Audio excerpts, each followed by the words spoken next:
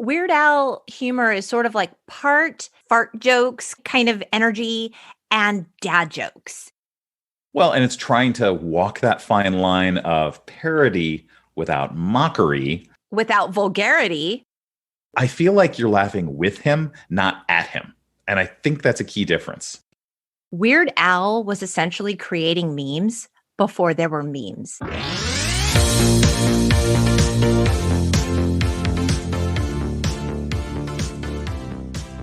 Hello, and welcome to the Untitled Gen X podcast, a podcast dedicated to the pop culture that raised us. I'm Lori, a writer and pop culture lover who's joined by friend of the pod, Pat, to celebrate the man Kurt Cobain once called America's modern pop rock genius. Yes, I'm talking about Weird Al Yankovic. But before we talk parodies, polka, and puns, I'd like to remind you to rate and subscribe if you're enjoying the pod. Welcome to the pod, Pat. Hey, good to see you again. Good to see you too. Do we dare to be stupid? Always. It's always nice to see you on Zoom. I'm sorry that I don't put these videos up on YouTube, but my lighting is just terrible. So if it'll make you feel better, there's many videos that should not be up on YouTube. But thank God Weird Al is on YouTube, because what a fun revisit. Well, and he's actually, there was a great thing around 2014. He kind of, I don't want to say he rebranded, but he changed the business model because his record company, his producers, wouldn't pay for the videos. And so he went out to 8 separate video, whether Funny or Die or these different, organizations. And he said, tell you what, you pay for my video and I'll produce the video and you'll have content and I'll have a video. And so he did this with 8 different websites. And so in 8 days, he put out 8 new songs that were there and they got content. And what was hilarious is he's being interviewed on like the Fox Business News, and the guy who's hosting it has no idea what he's talking about. He's like, how do you make money on this? And Weird Al's like, essentially the videos are like a big commercial for the album. So theoretically they go out and they buy the album. Because they like the video, yeah. Right. He's like, but do the websites pay you for me? He's like, no, I get a video out of it. And it was really funny watching someone so smart with the business model, trying to explain that to someone who hosts a business show. It's amazing because you look at Weird Al's body of work, you look at his catalog and you think, okay, he's a lyrical genius. He's quirky as hell. This guy's amazing, but he was actually a genius. He started school early and then he skipped the 2nd grade. So he was actually like 2 years younger than his peers. He's a very, very intelligent man. And he was the valedictorian of his class at age 16. Weird Al has now been releasing song parodies for 7 presidential administrations. Oh my God. He has outlasted 2 popes, 5 Supreme Court justices. He is one of only 5 artists, along with his earlier muses, Michael Jackson and Madonna, to have had a top 40 single in each of the last 4 decades. Unbelievable. And yet at the end of, when he was talking to People magazine about Eat It, he said, my ultimate goal, said Yankovic dreamily, is to be bigger than the Partridge Family. That probably isn't true now, but someday. What a legend. It's amazing. I mean, Homer Simpson said, he who is tired of Weird Al is tired of life. And you know what? I could not agree more. I think it's just the fact that he has tapped into, I'll use the big word, zeitgeist. Oh, well, okay. Now, my personal background with this might explain some of this. Remember how some time ago I mentioned that I was like painfully shy as a child? Yes. And I like Weird Al. I listened to Dr. Demento religiously. Right. So much so that I didn't discover rock music until 1985. Okay. And the only reason I know it's distinctly 1985 is because it was Back to the Future and Huey Lewis in the News. And so up till that point, I didn't know the source material. I only knew the parodies. Okay. And so when you and my sister would talk about like, oh, there's Like a Virgin, and I'm like going, that came later. No, that came first. But right. I know Like a Surgeon. I don't know Like a Virgin. Right. Right. And so my introduction to it, if you want to take the awkward nerd who stumbles around, and I think that's really who he appeals to. And ultimately, there's some of that in all of us, that we're all awkward or weird or quiet or introverted, not introverted in a bad way, but just kind of, away from people. And, he's that guy, and he appeals to those people because we're all like that at one time or another. We absolutely are all like that. I mean, to varying degrees. But anyone that has ever felt sort of other or misunderstood feels like there's a place for me with Weird Al. Humor is really the ultimate collective place where everyone, no matter where you come from in life, can all sort of agree on and all have a good laugh. I think Weird Al really did make people feel seen, people that otherwise didn't feel seen. And I think that that's really powerful. And I think that speaks to his lasting legacy. Well, and it's the one he established. And for a guy who started off by playing, My Bologna in the bathroom at Cal Poly San Luis Obispo. I know. Talk about coming a long way. It's amazing. His origin story is so incredible. Let's talk about it. Alfred Matthew Yankovic was born October 23rd, 1959 in Downey, California. He was raised in Linwood. He was an only child. And you might be thinking how does one get started learning how to play the accordion? I mean, it's a question I have always wondered when I see people whip out an accordion. I'm like, how did that happen? Well, his story is pretty hilarious. Right before his 7th birthday, a salesman came to his door offering accordion or guitar lessons at a local music studio. At a time when guitar was the king. Was everything, right? Like the coolest instrument. But his parents chose the accordion because, according to Al, they were convinced it would revolutionize rock. Boy, I've heard of optimists in the world, but he got absolutely obsessed with Elton John's Goodbye Yellow Brick Road. Yes, I have that in my notes. It made me so proud. So he credited that album for helping him learn how to play rock and roll on the accordion. Those two phrases, rock and roll and accordion. Just, I always think there's an old Far Side cartoon that it's like, welcome to heaven, here's your harp. And the other side is, welcome to hell, here's your accordion. And the other side to it is, it's the day the traveling salesman comes is the day before his 7th birthday. Right. Happy birthday, kid. Here's the accordion. It's your squeeze box. Enjoy. Yeah. Oh, and his mom is supposed to be this massively overprotective mother that went so far. Apparently his house was across the street from, I think it's Linwood High School. Okay. And she would take binoculars and watch out across during PE to make sure he wasn't getting picked on. Oh, wow. So we're talking if there's such a thing as stalker mom. Wow. That's some real helicopter parenting right there before it was in. Oh, I read something where she would take the mail that arrived and catalogs. And if there was anything even remotely controversial, she would go through with a Sharpie, like a big, thick Sharpie, and block out bikini pictures or bra advertisements or anything. Wow, that Sears catalog didn't get past her. No. And from, with no disrespect to any of his physique, yeah, he's got the glasses. He's got the stereotypical nerd look, right? And combine that with a personality. That's what's going to happen.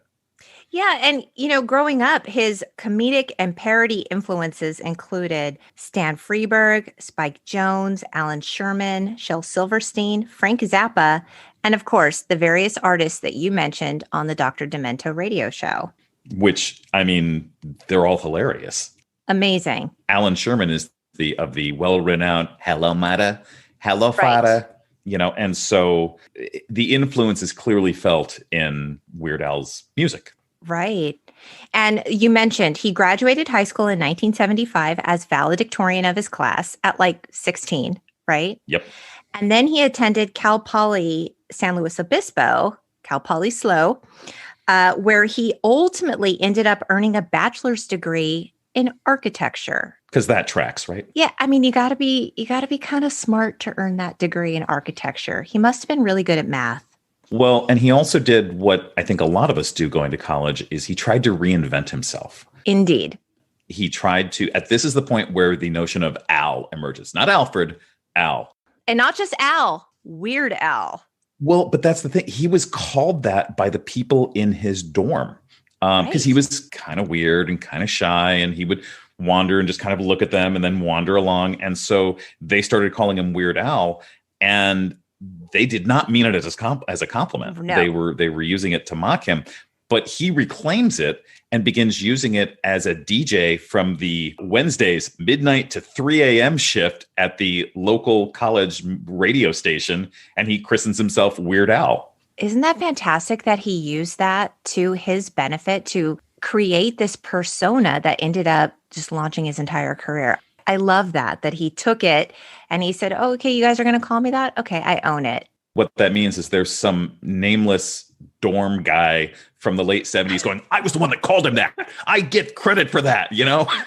You're like, I know. It's true. There's a guy that's like, Weird Al owes me millions. oh, yeah.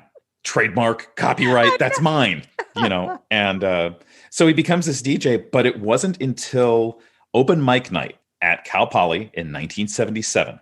And the write-up of it is, imagine the scene. A bunch of long-haired idealists with banjos and acoustic guitars ready to shock the world with the beauty of their finger-picking. And then Weird Al steps on stage. He brought with him not only his accordion and his large glasses and his little mustache, but his whole awkward, chaotic energy. Miller set up his bongos, and together the pair launched into the exact opposite of earnest folk music. Yankovic played Wipeout and also sprayed Zacharathustra, and a 10-minute medley that he claimed covered every song ever written in the history of the world. Before that night, Yankovic's public performances included childhood accordion competitions and a cousin's wedding.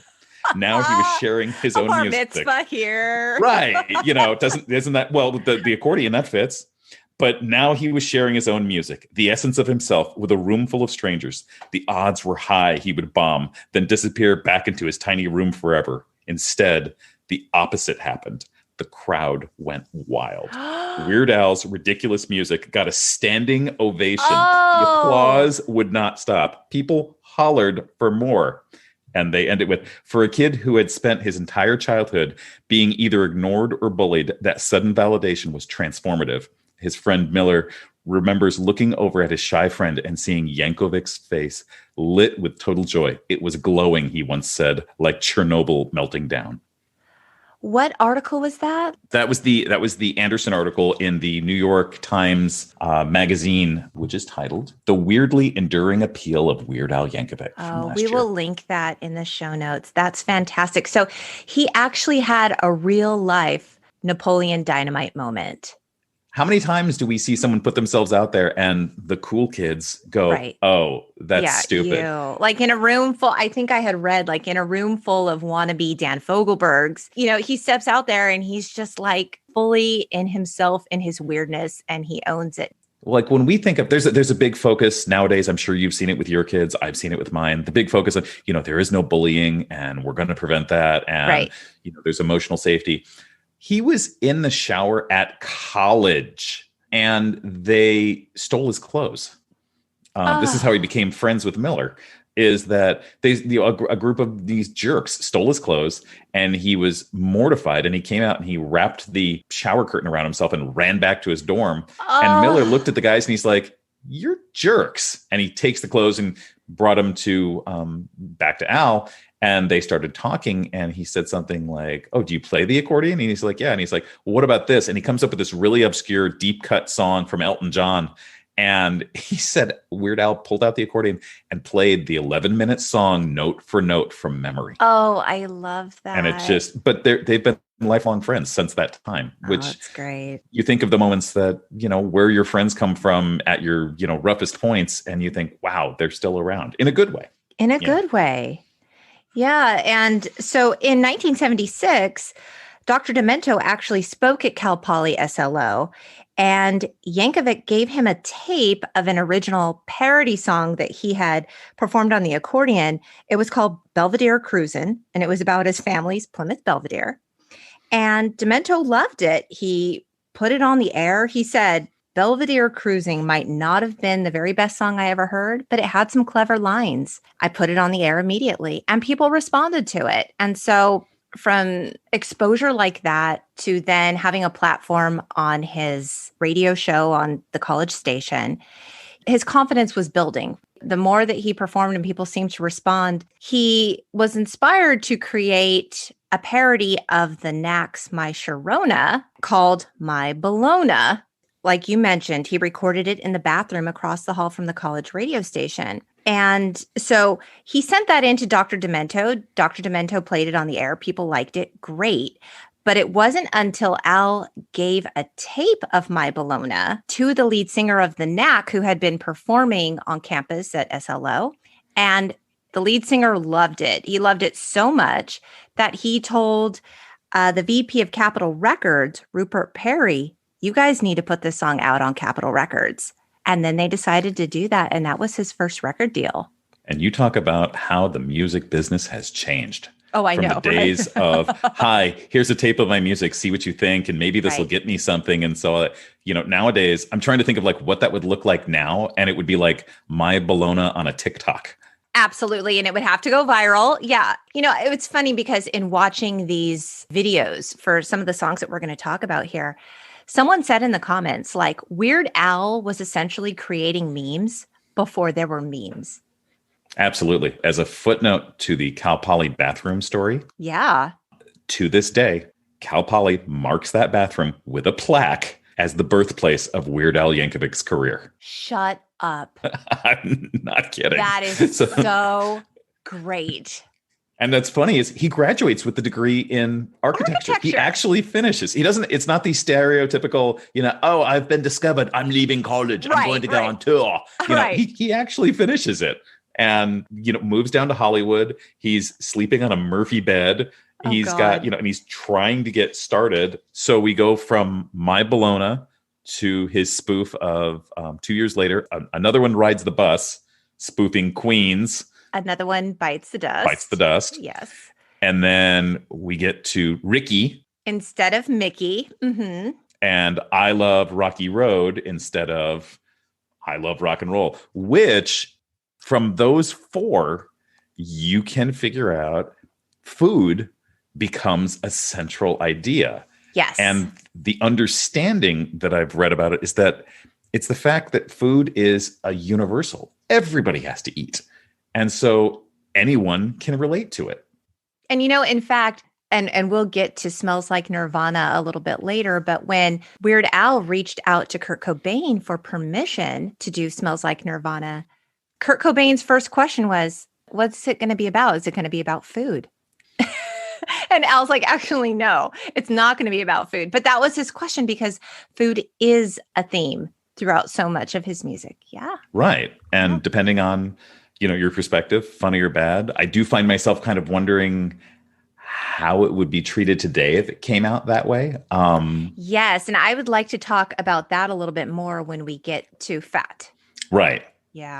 I thought the same thing, but he's also routinely seen as just extremely nice and incredibly polite. And he doesn't have to ask for permission. Parody is protected as a form of expression, but he routinely asks everybody who he's going to parody saying, is this okay? Is that all right? Because he doesn't want to rub you the wrong way.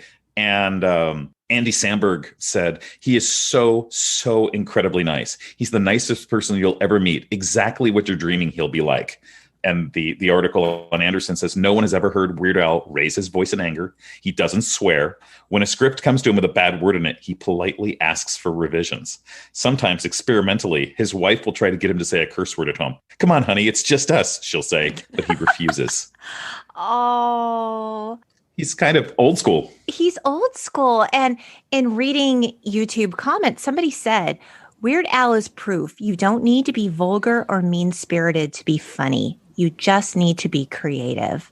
And he's lived his life that way, and it's so admirable. It's really cool. The history on his parents, his mom was like from Kentucky and was very quiet and super protective. His dad had won 2 Purple Hearts in World War II, and that man produced Weird Al. So it's kind of a full circle in a weird, strange way. Let's talk about Eat It. So Yankovic released his second album, Weird Al Yankovic, in 3D. This came out in 1984, and the big hit on it, obviously, was Eat It. which is a parody of the Michael Jackson song, Beat It. Now, on BBC Three's 100 Most Annoying Songs, Weird Al Yankovic said, I was very surprised to get permission from Michael Jackson. This is 1984 when I did Eat It, when Michael was the king of pop. We sent him a request. Can we do a parody of your song and call it Eat It? We thought we'd never hear back. It took a few weeks, but we heard back and he said, yeah, that's fine. And in a later interview with Metro in 2003, Yankovic said, he was the first megastar to give his blessing. When he let me do Eat It, it raised the bar. I could then phone people who had said no and say, well, Michael Jackson doesn't have a problem. And so it gave him a lot of credibility. The biggest star in the world has said, yeah, go ahead, parody me. And not only did Michael Jackson say, yeah, he actually really liked it. Well, and I think that speaks to, there's been a lot about Michael Jackson and obviously Indeed. Our current knowledge of the man and the performer versus what we knew when we were kids. Yes. But, that was like one of my first albums and I could recite all of the songs from memory. I probably still can. But it's the fact that his confidence as a performer to say, you know what, you can totally make fun of me. And I think that only heightens things because then people go like, oh, that's just like, not that you really need to heighten the popularity of the King of Pop at that point. But I did find it funny that the People article pointed out that Eat It was at number 13 on the charts after only 5 weeks. And then they add higher than Beat It was after the same period. That's so great.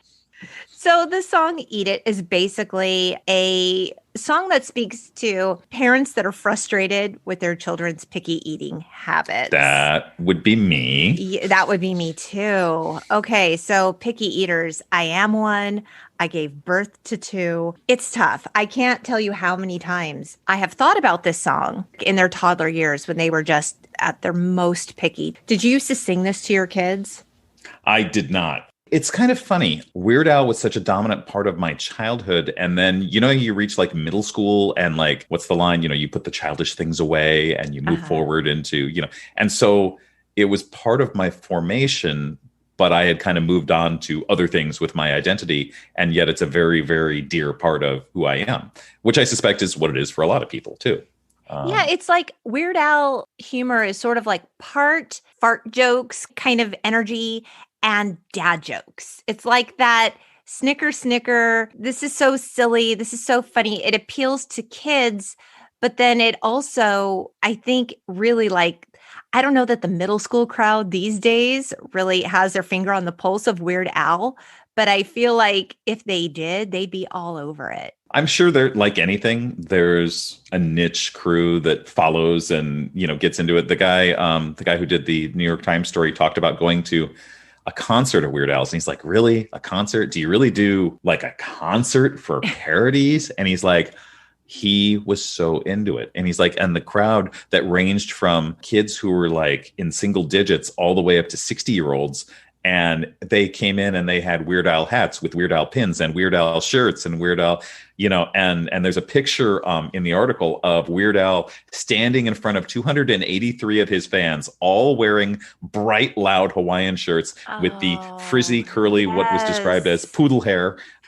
Some with mustaches, some without, both genders, glasses, the whole 9 yards. He did get LASIK about 20 years ago and people got all upset because he stopped wearing glasses. Those signature glasses. It's so fantastic, though, that he's created this community. And his live shows are really a thing that like everyone from grandparents to little grandkids can go to as a family.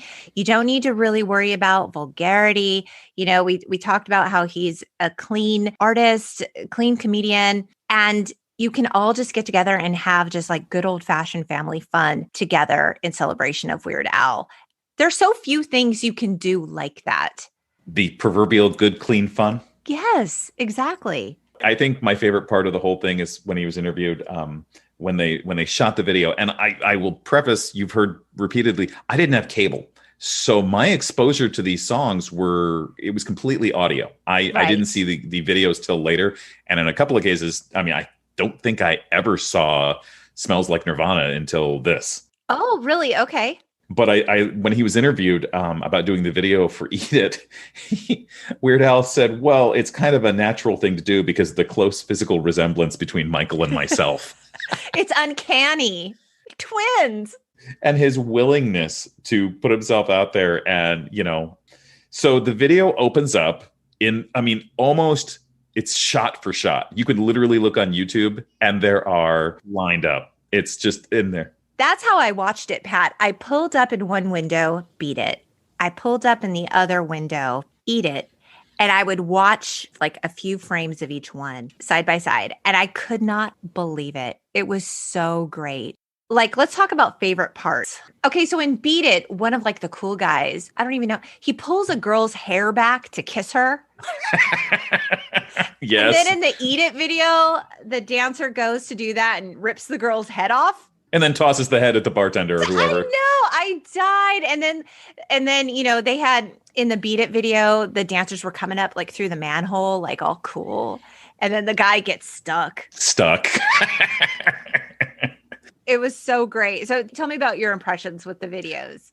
I was just going, I thought it was hilarious because he ends up using a few of the same dancers who appeared in the Jackson original. I love it. I think one of my favorite points is it's a quiet thing. You have to pay really close attention when Weird Al jumps out of the bed, like, just like Michael at the beginning. Right. There's a picture on the wall that falls down. Yes. And the picture is of Dr. Demento.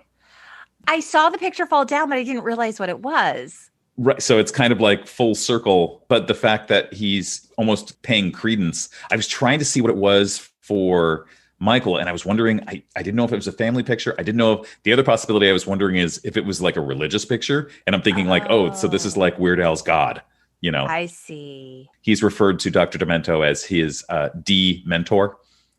D mentor. Yes. Right. But I like the white coat leader who comes out with the big happy face on the back of his jacket. Yes. They're walking out with their tops, and clearly they seem to have forgotten to put their pants on. I know. They're all in boxers. They're walking out all tough, and they're all in boxers. It's great.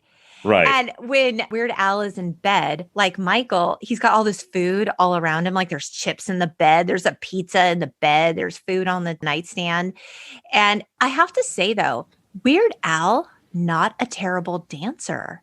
No, he's got some moves. He's got some rhythm. I thought to myself, when you're trying to spoof Michael Jackson. And Michael at the height of his power and moonwalking and, that everyone and their brother wanted to dance like that. That is a very, very challenging copy. And like he put himself in it fully. And there were times where he was awkward as hell with it, but still like way better than I could do, like on my best day. Well, yeah. I also think that's a tribute to the way Weird Al does it because, it might be silly or stupid, but he's going to go full board. It's going to be all out. You get all or nothing. There is no halfway with him. There isn't. I mean, he is full balls to the wall with this. He fully commits. And whether that is, after he does that one like knee pop off to the side, just like Michael, right. And then he turns around and jams a banana into his face. Right. Exactly.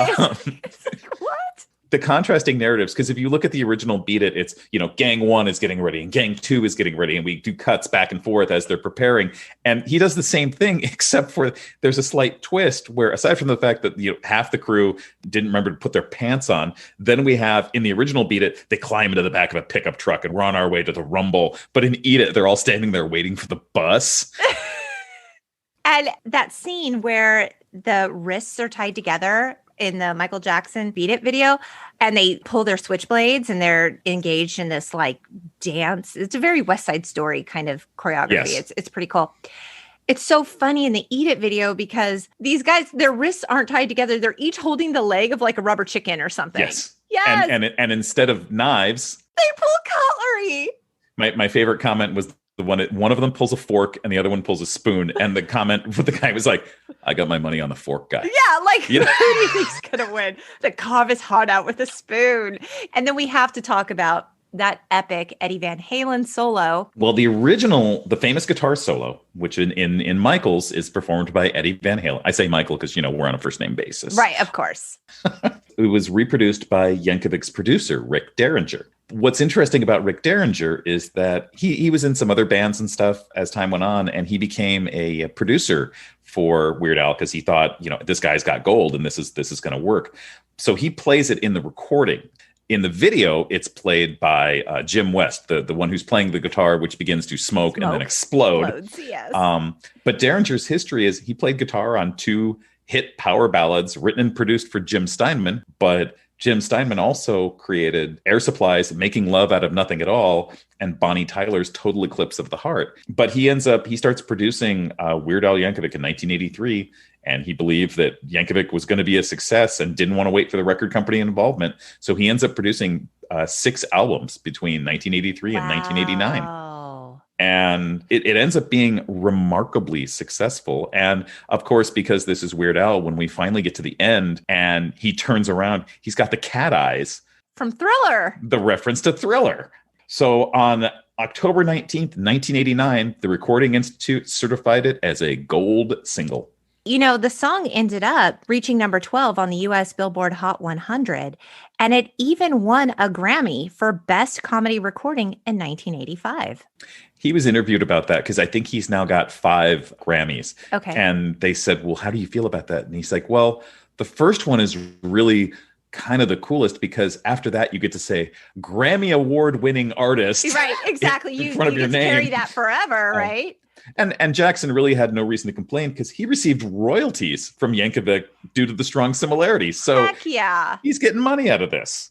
Eat It kind of laid the groundwork for everything that came after that, because once you've taken on Michael Jackson at the height of his power, it's going to be everywhere.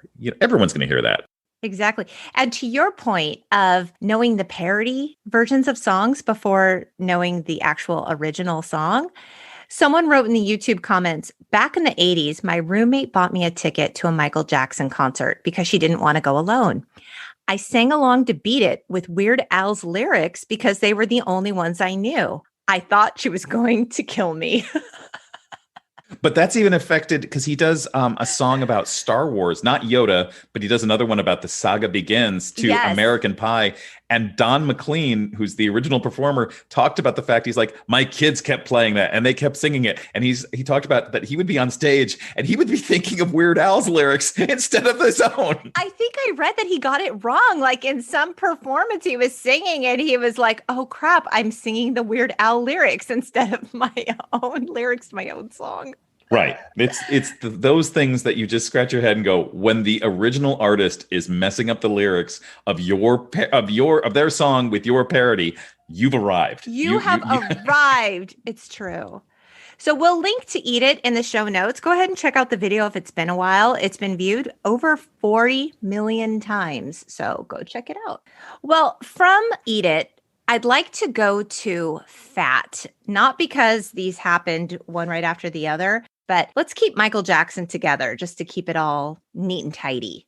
Fair enough. Okay. So Fat is a parody of Michael Jackson's Bad, and it was released on April 12th, 1988 on his album Even Worse. Again, it's almost a shot-by-shot parody. Did you go back and watch the Michael Jackson Bad video? It's really long. There's this whole cinematic thing that happens before the song actually starts. This video was directed by Martin Scorsese. It's all shot in black and white. There's this whole story about how Michael Jackson is a student at this preppy school, and it shows him leaving the school to come home back to his neighborhood in New York, and he's met by his friends that are happy to see him, but then they're sort of taunting him because they're like, you're different now, you're preppy. They call him Joe College, you're not really one of us anymore, you've changed. Wesley Snipes is in the video, a young Wesley Snipes. That was fun to see. He's like, are you bad? Are you bad? And then Michael gets mad and he's like, you want to see who's bad? Let's go. And then this is when the music starts. And with the Weird Al Fat video, this is where the video begins. So I didn't realize it was done by Scorsese. That kind of doesn't surprise me. Yeah. But it's the set that Weird Al got to use as a result. That the video set was a recreation of the set for Michael Jackson's Bad video, which had recently been constructed for use in Jackson's film Moonwalker. Jackson let Weird Al use the set for free. So it's not just that Michael is allowing, he's actively encouraging and enabling and making it possible to support these things, and that one goes on to win a Grammy for Best Concept Music Video. Yes, in 1988. And it's a parody. I know. It's amazing. I mean, so to be able to use, some of the same cast, to be able to use the exact same set, to have the full support of the artist that you are parodying, all of these things together are what make it so authentic. Even when Weird Al is in a fat suit, they couldn't look more different side by side, and yet they look the exact same. 3 hours each day to get him into that fat suit and makeup. Oh my gosh. You got to be dedicated to your craft to spend that much time, working it out. I mean, clearly this video had to have a big budget because those were some really special effects, because the way his face fills out and his fingers and his body, it's really, I mean, for the time, this was the late 80s. That was some really special stuff. The ability to just make someone look like they're being inflated like a balloon, and including the hand. I noticed that too, because I was struck by, wow, you can see the fingers getting bigger. And I know. I was really impressed by that part of it. And the costuming matches so completely. And when his body starts to inflate and you see the buckles, all those buckles that Michael's wearing in the original Bad video start popping. It was really fun. And the quirky sound effects to everything. Weird Al's big on that with the sound effects in his music.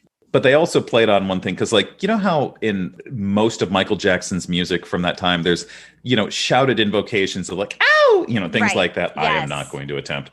But they finally played off a pun that I have loved for years, not using it in the same way, but, in a lot of our music, maybe a little bit then, but much more so more recently, is when you call somebody a hoe.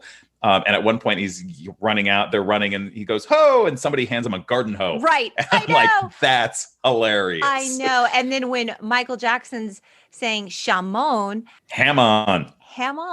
It's so funny. And then what's so great too is, of course, in stark contrast to Michael Jackson, here is Weird Al in this fat suit. And Michael is so agile. He just moves like he doesn't have bones in his body. It's so incredible. It's like he's lighter than air.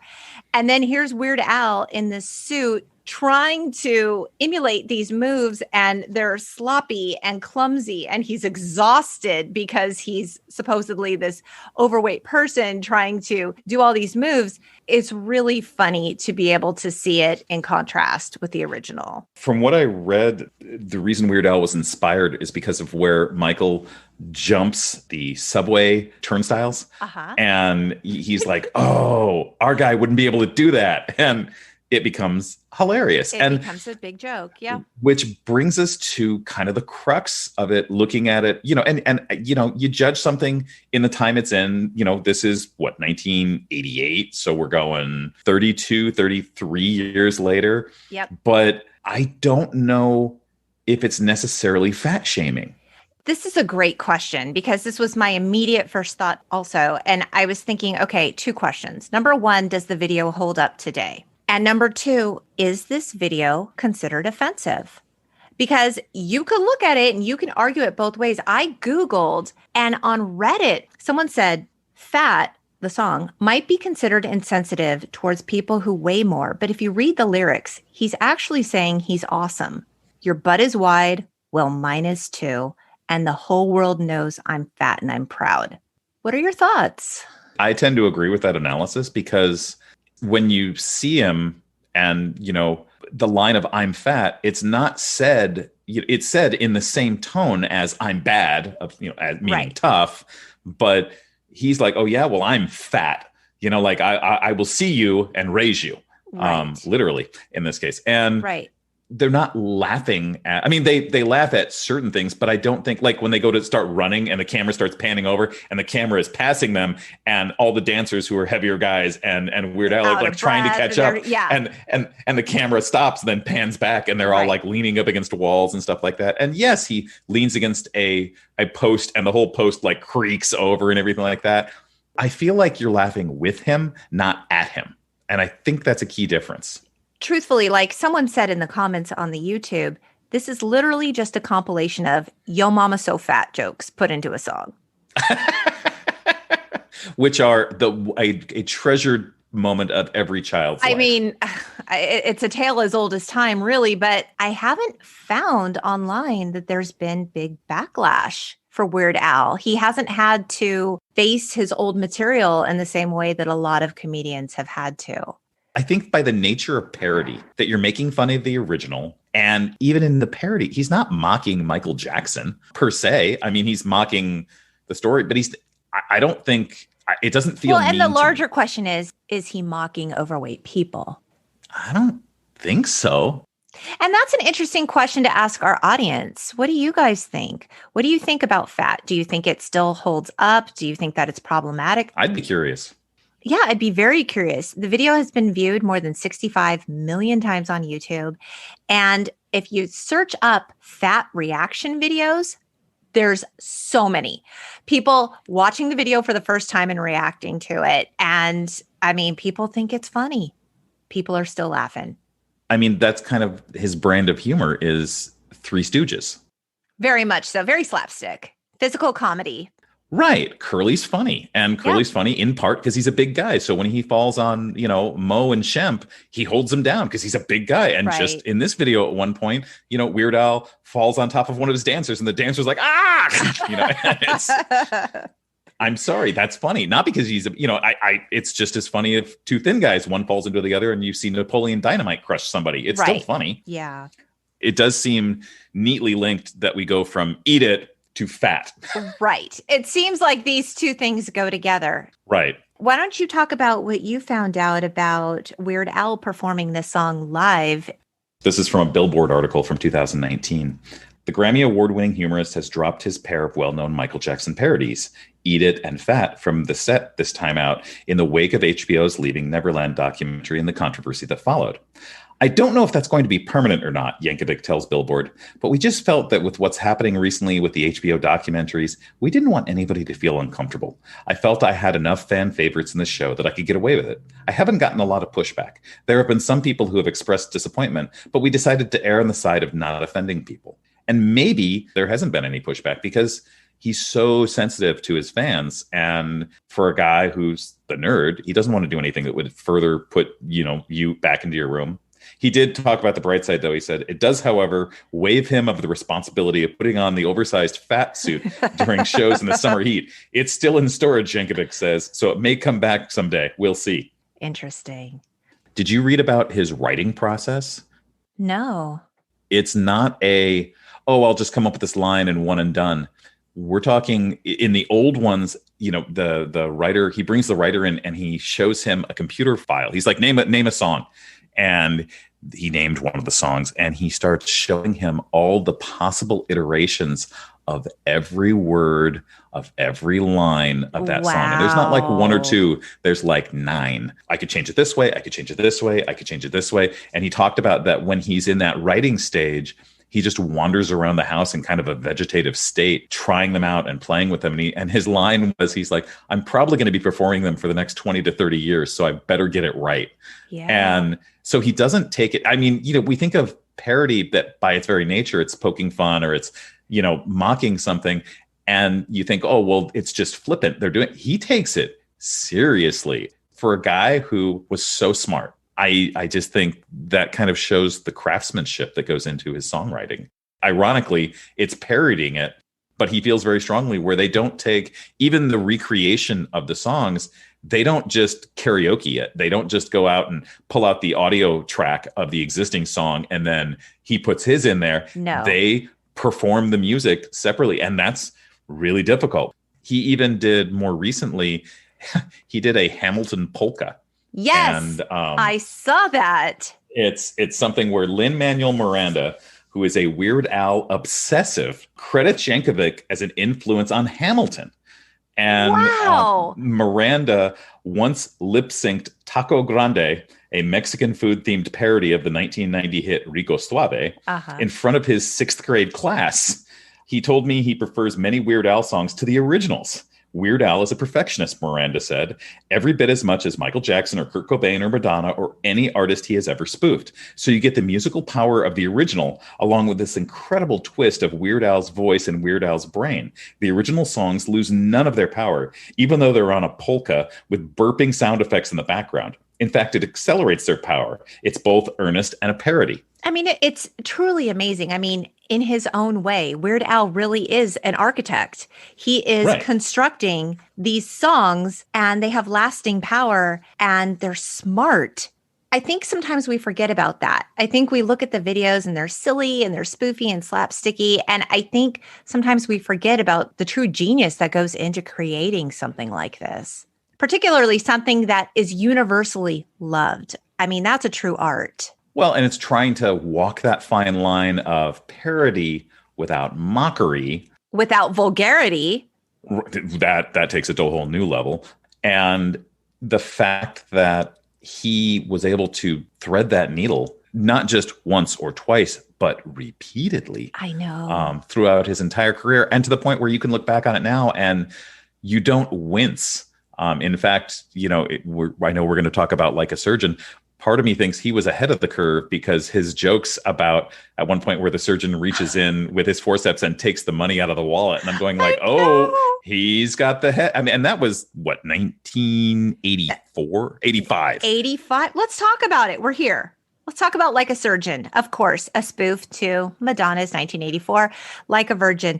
This song was released on June 4th, 1985 on the Dare to Be Stupid album. Which I owned in cassette form and played until the point where, when your tape would break and you'd have to like tape a section together. Sadly, and it would mess up one of your audio, but it would keep playing, damn it.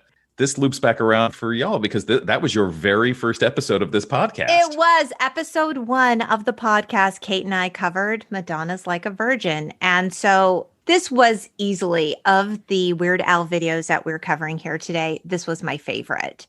We open on Weird Al in a hospital. He's wearing a white blazer. It's not exactly a doctor's white coat, you notice, and like Vans. And he's walking through the hospital into the ICU.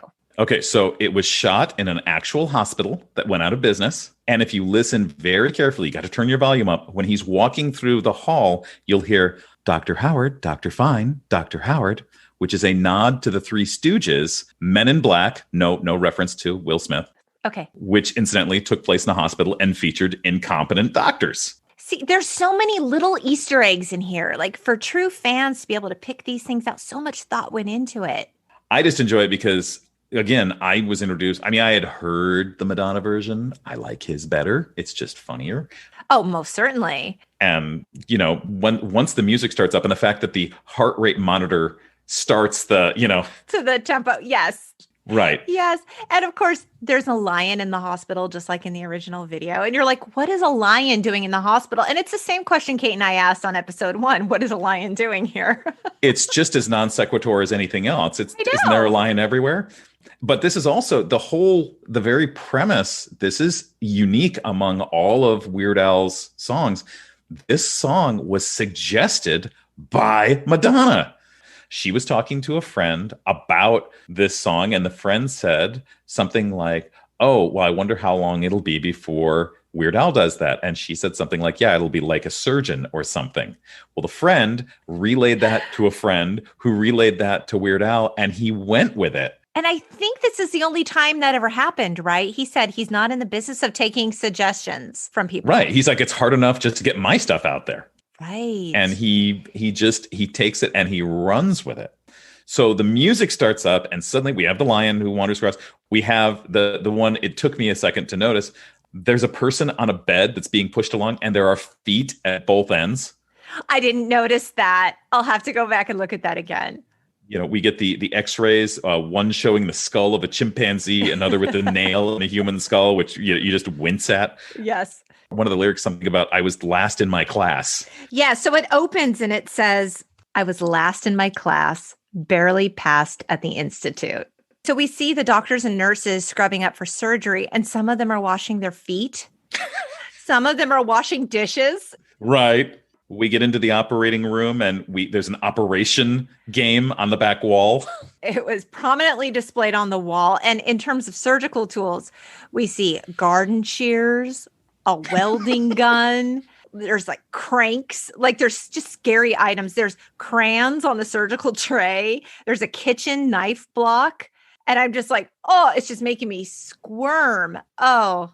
Again, someone with more time than I did. A table of operating tools includes a hand drill, crayons, a rubber frog, drinking straws, a thin razored saw, salt and pepper, a blacksmith tool, a troll doll, kitchen knives, a corkscrew, and various others.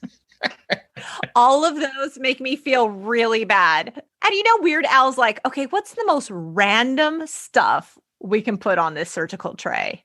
How about the liquid bag that has a goldfish inside swimming around? I saw that, yes. No animals were harmed in the making of this video. Thank God. We see Weird Al wielding a chainsaw. Right. He's about ready to cut. Now, here's what's interesting. Here's one of those inside jokes. If you pay really close attention, the patient with the painfully obvious fake brain showing, the lobotomized patient, he's reading a newspaper. The newspaper is called The Midnight Star, which is a reference to an earlier song by Yankovic called Midnight Star. It's from the 3D album.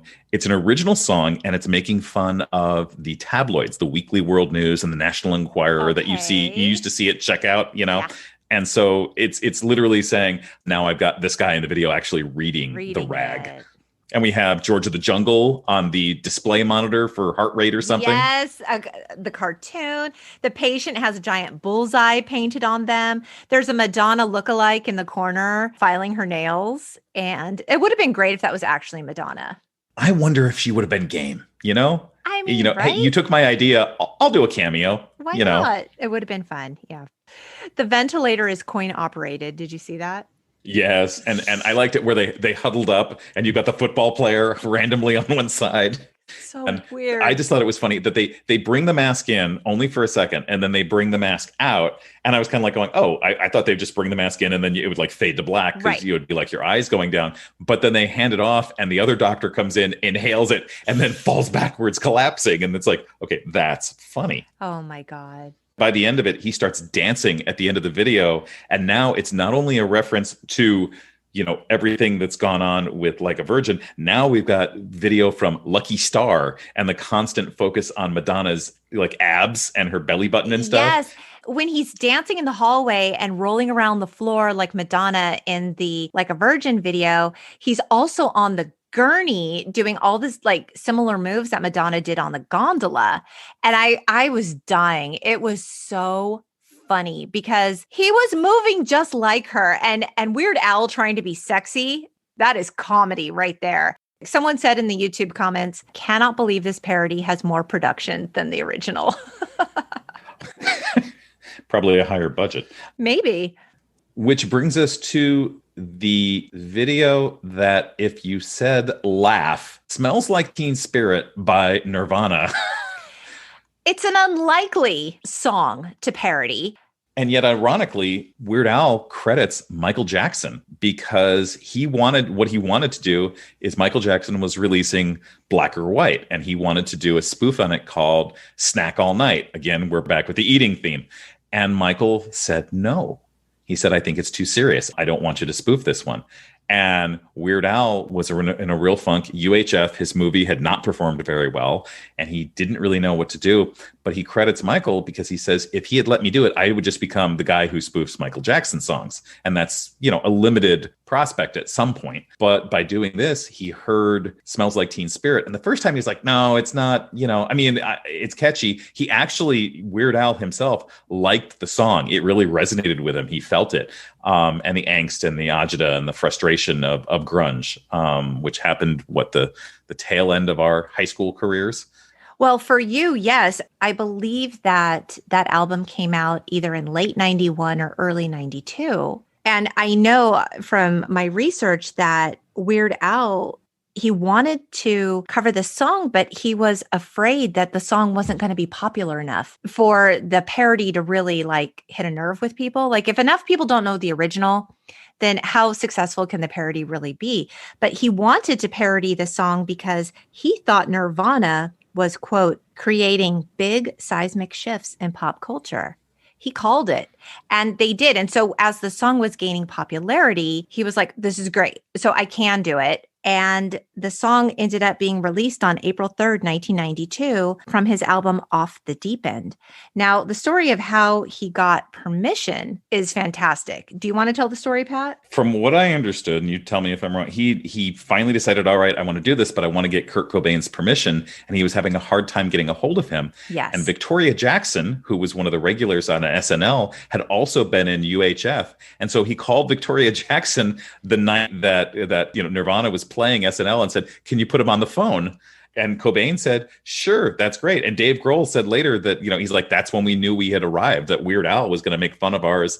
And like you had mentioned, Kurt Cobain's question is it going to be about food? Is it going to be about food? And so when Weird Al said, no, it's going to be about your like unintelligible lyrics, Cobain said, oh, sure, of course, that's funny. Right. It is funny. And it's that ability to, again, laugh at yourself. And I wish, looking back, I know you haven't covered Nevermind and Nirvana and the Seattle Sound, but God, I wish Kurt Cobain could have laughed at himself a little bit more. He might still be with us. I know. We come back to Michael Schur, who said, Smells Like Teen Spirit comes out, and it's like the perfect voice for all the simmering anger of an entire generation of kids. That song is vicious and angry and aggressive, but also laconic and disaffected and scary. And it was immediately a gigantic thing in American culture. Then Weird Al does Smells Like Nirvana and completely deflates it. The importance and the seriousness and the angst. There's a service he has always provided to remind people that rock is about grittiness and authenticity and finding your voice and relating to an audience. But it's also fundamentally absurd. Being a rock star is stupid. We as a culture are genuflecting at the altar of these rock stars, and Weird Al comes out with his crazy curly hair and an accordion, and he just blows it all into smithereens by singing about spam. It's wonderful. It is. It is wonderful. And in terms of the video, Smells Like Nirvana, Jay Levy, the manager and video director, said, quote, with the Nirvana video, all the stars aligned. We were able to track down and book the same soundstage. That soundstage, in essence, is 4 bare walls. So you could be in any soundstage and not know that it was the one. But from a karmic standpoint, it was pretty heavy to be in the exact same space where they shot theirs. The vast majority of the fans in the bleachers were from the original Nirvana video. And the janitor, of course, was also the original janitor. I don't know that he even knew a thing about Nirvana. I believe he was a real janitor. He also took the cover for his album of Nevermind. Yeah, the baby in the in the pool chasing the dollar now becomes Weird Al naked chasing a donut on a fish hook. Yes. Dick Van Patten from 8 is Enough appears in the stands. Al said Dick Van Patten was an 11th hour addition. We wanted a random celebrity. And on the day of the shoot, we were like, does anyone know a random celebrity? And someone knew Dick Van Patten. Well, and there's an inadvertent cameo also. Tony Hawk, the skateboarding legend, is in there because Birdhouse Skate Team was providing the, quote, skater punks for the video. And Weird Al didn't even know until Tony Hawk put out a 2009 tweet about it. And Weird Al was like, really? You're in my video? That's amazing. The cheerleaders are the same. The janitor, who is so, emblematic of the original video, he's perfect and clearly a ham. Oh, yeah. I mean, eating the donut, wearing the pink tutu. It was just so great because it's like the way the video opens, it's the exact same, that foot tapping on the gym bleachers, the Converse Chuck Taylors, and then that amber lit foggy gym. Did you catch that in the original video for Nirvana, the drum set says Chaka? In the Weird Al video, it just says drum. Right. Drum. And the drummer is wearing a shirt that says drummer. Was the Chaka a reference to Land of the Lost or something that I missed? I don't know if it was Chaka the graffiti. I don't know. I'm out of my loop on this one. Yeah, I know. And then we see Weird Al, in the striped green shirt, just like Kurt Cobain with the blonde wig, but he's still wearing those glasses. Still wearing the Weird Al glasses. And I liked, there's a guy in the audience who's got his head shaved, and if you look carefully, the back of his head says "This space for rent." Yes, right. I saw it. The original video, it erupts into a riot. Basically, these students in the stands, they're taking pieces of the drum set away. Like there's just a lot of chaos going on in the gym. And we see that chaos matched in the Weird Al video. But now there's also like, a cow and there's a lamb and there's some Girl Scouts body surfing. It's like everything is just, it's amplified. There's a fire in the original video and then there's a man on fire running around the gym. Followed by the basketball team actually playing on the basketball court. Yes, it's so funny. And I have to tell you, like when the students break out the kazoos. I loved that moment. I lost it. The original was such a game changer that we went from pop being so packaged to hair metal. We've got your Poisons and Motley Crue's and all of this, right? And we go from that to, three guys. And Dave Grohl was just recently interviewed, and it was really interesting because their new album has a bunch of disco songs on it. And Dave Grohl said, with Foo Fighters, he's like, I don't even read music. I didn't then. I'm not a very good drummer. I got all of my drumming technique from disco. And the drummer for Weird Al talked about the struggles in replicating the beat and the tempo because it changes and it shifts throughout the song. And we said we kept having to do it. Plus the drummer talked about the fact that he was headbanging. You can see him in the video shaking his head. And he was sore for days after that. Like, really, do you have a favorite lyric to this? My favorite is the complete nonsense lyrics that he says that Weird Al said, I woke up in the middle of the night and I wrote these down because these are going to be important one day. And it says nothing. He says, I just can't get it through my skull. It's hard to blargle noddle zouse. Like it just doesn't make any sense. And then there's marbles coming out of his mouth in the video. He's gargling at some point with the lyrics. You can have the little inside jokes. One of the cheerleaders has an Alfred E. Newman from Mad Magazine tattooed on her. I didn't even see that. Well, did you see the cheerleader with the armpit hair? Yes. Yes, I did. Are they shaming people who choose not to shave? No, they're just thinking it's funny because when you think of cheerleaders, you don't think of that. So it's kind of a non sequitur and it's funny. It's the unexpected humor. Yeah, sure. And, the song, it actually did pretty well. It reached number 35 on the Billboard Top 100, and it was nominated for an MTV VMA in 92 for Best Male Video. So it's actually being nominated against real stuff, the real videos of the time. And you said this was the first time you ever saw this video? I hadn't seen it before. I mean, I had seen the original, but I had never seen Weird Al's take on it. I just knew, there reaches a point where in terms of your expectation, 92 was college and graduation and you were craziness. Busy. Yeah. So it just slipped through the cracks and we still didn't have cable. Which leads us to Amish Paradise.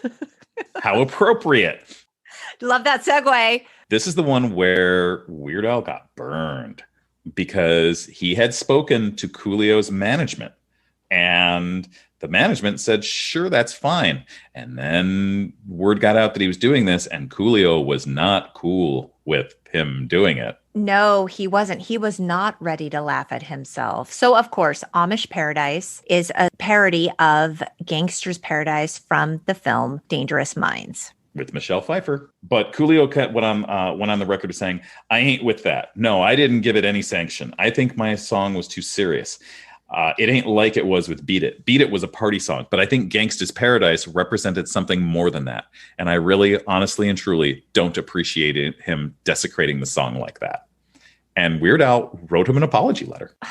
I love that. I mean, he was still getting royalty checks. Coolio was still profiting off of this, even though he didn't want him to do it. But I think it's easy for us to be like, Coolio, you're so ridiculous. Like you're taking yourself too seriously. But with Michael, like Black or White was really important to him. And that song had a message. And so from Coolio's point of view at that time, we'll learn that he came around to the idea of this song later. But at that time, this song to him was his black and white.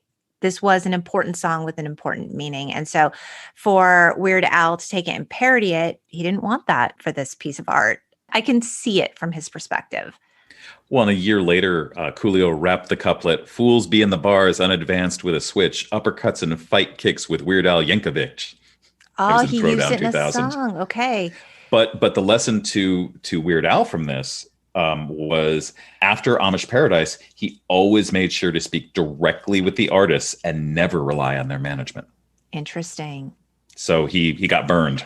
In a 2016 interview with Sean Evans on Hot Ones, Coolio said, "In hindsight, it was stupid of me to say something about Yankovic doing a parody of Gangsta's Paradise." I guess it's Gangsta's Paradise. Yes. I mean, he did Michael Jackson. He did Prince. You know, people who were definitely more talented than I am. I think Prince did say something, but he wasn't very vocal about it like I was. And it just made me look dumb. It was one of the dumb things I did. And I'm willing to admit I did something stupid. Interestingly, Prince would not give his authorization. He didn't even want Weird Al to look at him. You read that article, like, don't look at him. Don't look at him, And I think it's kind of funny in Amish Paradise, there's a line in there that says, "Tonight we're going to party like it's 1699." Yeah. And the reference to 1999. And right. I don't get why Prince wouldn't give the go ahead. Sure. Have some fun with it. Be silly. He never went for it ever. And I think Prince actually had kind of a wicked sense of humor. I bet something about Weird Al just rubbed him wrong. He did not want any part of that. So do you want to talk about the video for Amish Paradise? This is phenomenal. It does, strange, interesting things. If you pay very close attention, do you know the point where he's talking about where he's talking about the Amish shun electricity, and there's the Amish people standing around, they're like stamping down on like computers and phones. It was very Office Space. Right. Yeah. Oh, great film. The thing that's funny is if you pay close attention, there's an LP album from Slim Whitman called "I Love to Sing." And apparently it is the third time he has mocked Whitman. So I guess he just sees this guy as the epitome of, oh, this is like lame singing. That's so funny. Weird Al calling you out on lame singing. When Weird Al calls you out, wow, what have you done? Yes. So we open on Amish country. Okay. What do you think about this video just in terms of general sort of cultural appropriation and things like that? Like, I don't know that any of the lyrics were necessarily offensive, but the imagery, it just pokes so much fun. And I don't know. I'm just wondering if, I couldn't find anything on the origin of it, but Gangsta's Paradise bubbles with danger and violence and death, the right. Possibilities that are always there. Where do you go if you want to go to the absolute antithesis of that, the absolute opposite on the spectrum, the peace-loving, war-hating Amish? I find myself wondering, I wonder if they see that. There's a tradition in the Amish called rumsprigging, which is where their youth, when they're like, 17, 18, 19, are allowed to go into the English world, into the the greater society to experience that, if that's really what they want to do. So I don't know if it's, I question about the cultural appropriation. Part of me is thinking, and this is going to sound awful, they're not going to see it anyway. That's what the large majority of people in the YouTube comments said. They said, is this offensive? Essentially, it doesn't matter. They're not going to see it anyway. And I'm like, okay, it does matter, even if they don't see it. Aside from the YouTube comments, I didn't find a lot online about it. There hasn't seemed to be much attention paid to it, other than the fact that this video has over 102 million views. It has way more views than the rest of the videos that we covered. I think one of the differences here is that we're moving into 1996, and this isn't like the 80s stuff from Madonna or Michael Jackson, the pop that we talked about previously. We're now moving into like rap, and that puts Weird Al further out of his comfort zone. And therefore, it's funnier to watch him trying to rap. And he does it again with White and Nerdy in 2006, right. Mm-hmm. Where it's so far beyond, and yet he jumps into it with both feet. Like, ranging, like we talked about, the dance moves from Michael Jackson, or his ability to just work it like Madonna. He's going to go feet first into rap. And so I don't see this as, again, maybe it's just me defending him, but if anything, he seems to mock the people who mock the Amish. I got kicked in the butt and I turned the other cheek, but I'll be laughing when he's in hell. Like about the tourists in the video and how disrespectful they are. And right. Right. There are things that I think he's poking fun at, like when the boys are looking at the equivalent of porn. They're looking at Amish babes, and the cover slogan says, "Plow my field." And right. When you pull up the centerfold, she's pulling her leg up to the knee. And it's like, okay, that would be considered scandalous to them. But again, that would be considered scandalous to them. So Right, like the sundial on the wrist for a watch, and like little things like that. And I think there was even a nod in this video at some point to like Witness, the film. Yep, because it's in Lancaster. And of course, we see Florence Henderson, the mom from the Brady Bunch, in the Michelle Pfeiffer role, wearing the traditional Amish, I don't even know what, it's like a bonnet. But when Weird Al takes off his hat and he's got the Coolio braids. I thought that was pretty cool. Again, because it's unexpected. That is the last thing. And so when he pulls off the hat and he's got the Coolio braids, it's funny. It's a sight gag because you would never expect to see that. Yeah. But I also like the line in there of no phone, no lights, no motor car, not a single luxury like Robinson Crusoe. It's primitive as can be, which is the closing theme song to Gilligan's Island. Yes. Again, there's going to be a generation that doesn't get that reference at all. Right. And I like how in the original Gangsta's Paradise, LV keeps sweating. He's the guy with the refrain who's, keeps spending all our lives living in a gangsta's paradise. And now we've got Weird Al doing it, and he keeps getting sweatier and sweatier and sweatier, dripping down the beard. That becomes funny. But Weird Al's parents, Nick and Mary, appear as Amish people in this. Oh, and did you know what ended up happening to his parents? 8 years later, in 2004, carbon monoxide poisoning. To lose both of your parents suddenly. At the same time. And he was set to go on stage. His wife called him and told him about it. And he decided to go on with the show because he said, so many people have talked about how my music got them through really, really rough patches. He's like, maybe it could do the same for me. And he said it was actually a good thing because otherwise I would have just spent all my time sitting around weeping. And I needed to kind of cathartically get through it. I mean, it's a devastating tragedy. I was shocked when I read that because he was close with his parents and he was an only child. And to lose both of them at the same time, it's shocking.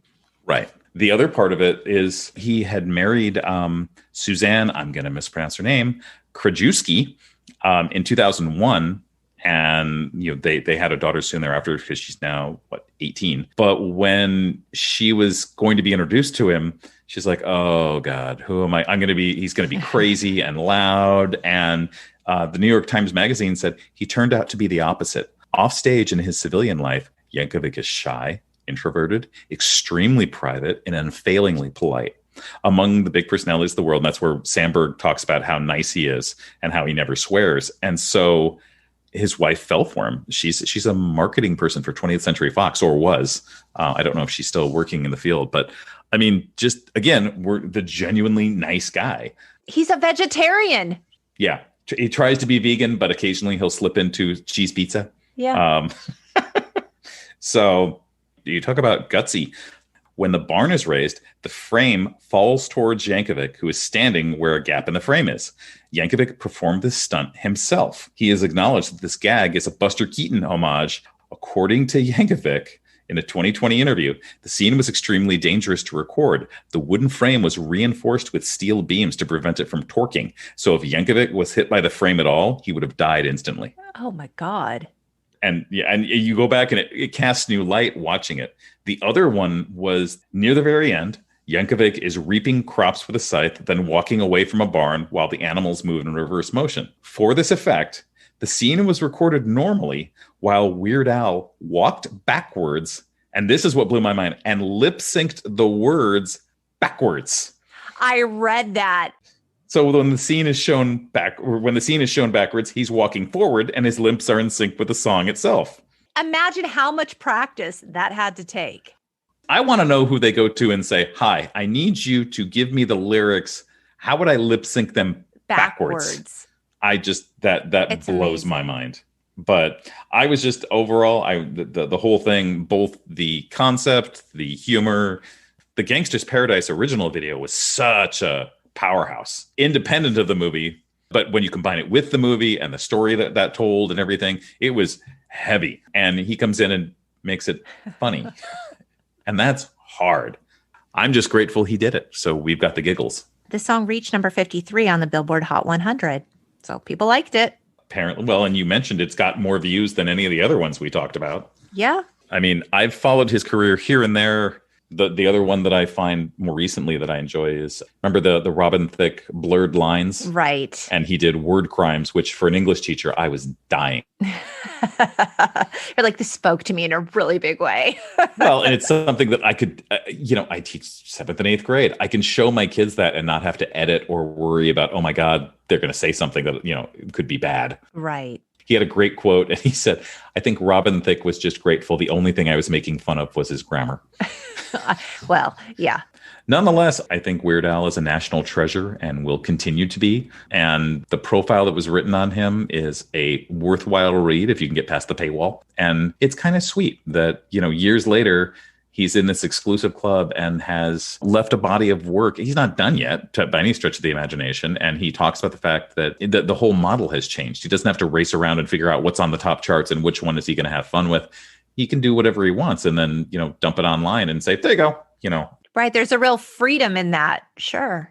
The New York Times Magazine article by Anderson ends with, he's very clearly a fan. The writer is a fan from the beginning, but he ends by saying, Joel Miller, the friend who defended Yankovic from college bullies, said the relationship between Weird Al and his hardcore fans is deeply personal.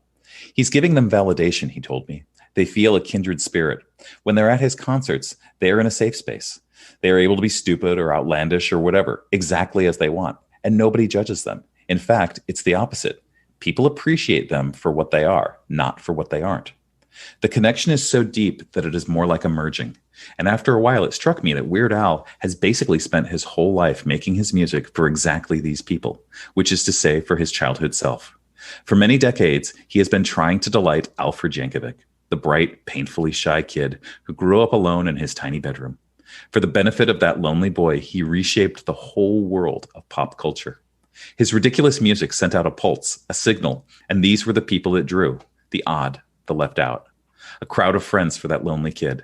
As I watched him with his fans, sometimes I felt as if Weird Al was multiplying all around me, multiplying inside of me. We were one crowd, united in isolation, together in a great collective loneliness that, once you recognized it, once you accepted it, felt right on the brink of being healed. Oh, mic drop. It's that kind of thing that we talked about at the beginning, that everyone has that embarrassing, awkward, cringy part of themselves that we've all had and we've all been. And Weird Al celebrates it. Oh, he owns it. He's not just saying, yes, it exists. I admit to this thing. He's saying, it's kind of funny. These are the things that make us unique and different and special. And that's bold. And it's important. His work is actually important. And I think that that's kind of the thing that's missing a lot of the time when we think about Weird Al. The genius is really there. And the music actually matters. And it brings people together. And at the end of the day, can you ask for anything more? You can't. You've done what you've set out to do. And there's really no one like Weird Al. It all kind of harkens back to Homer Simpson.